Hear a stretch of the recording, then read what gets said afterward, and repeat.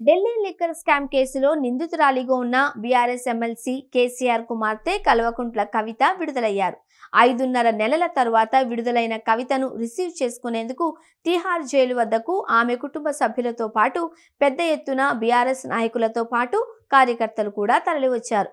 కేటీఆర్, హరీష్ రావుతో పాటు మాజీ మంత్రులు కూడా ఆమెను రిసీవ్ చేసుకునేందుకు వచ్చారు.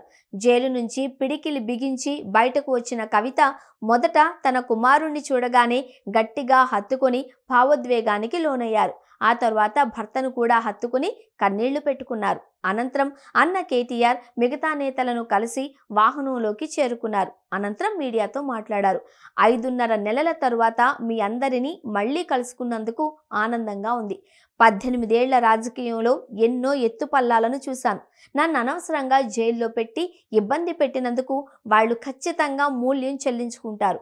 5.5 నెలల పాటు ఓ తల్లిగా పిల్లలకు, కుటుంబానికి దూరంగా ఉండడం ఎంతో ఇబ్బందికర విషయం.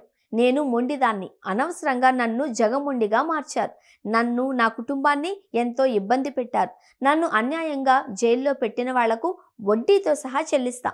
ఆ సమయం త్వరలోనే వస్తుంది. ఇటువంటి కష్ట సమయంలో నాకు, నా కుటుంబానికి అండగా ఉన్న వాళ్ళందరికీ కృతజ్ఞతలు.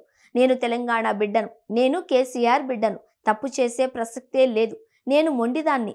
నేను మంచిదాన్ని. అనవసరంగా జైలుకు పంపించి నన్ను జగమొండిగా మార్చారు. మేము ఫైటర్స్.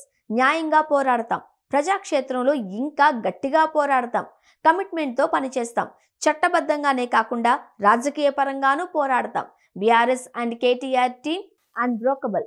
కాగా కవిత విడుదల సందర్భంగా జైలు దగ్గరికి వచ్చిన బీఆర్ఎస్ అభిమానులు, కార్యకర్తలు బాణాసంచా కాల్చి ఆమెకు స్వాగతం పలికారు. జై తెలంగాణ, జై కేసీఆర్, జై కవిత నినాదాలతో హోరెత్తించారు. కాగా తన కోసం వచ్చిన అభిమానులు, కార్యకర్తలందరికీ కవిత పాదాభివందనం చేశారు. నేను జగముండిని, వడ్డీతో సహా తిరిగిస్తా. కొడుకును హత్తుకొని కవిత ఏడ్చేశారు. అయితే ఈ రోజు కవిత ఢిల్లీలోనే ఉండనున్నారు.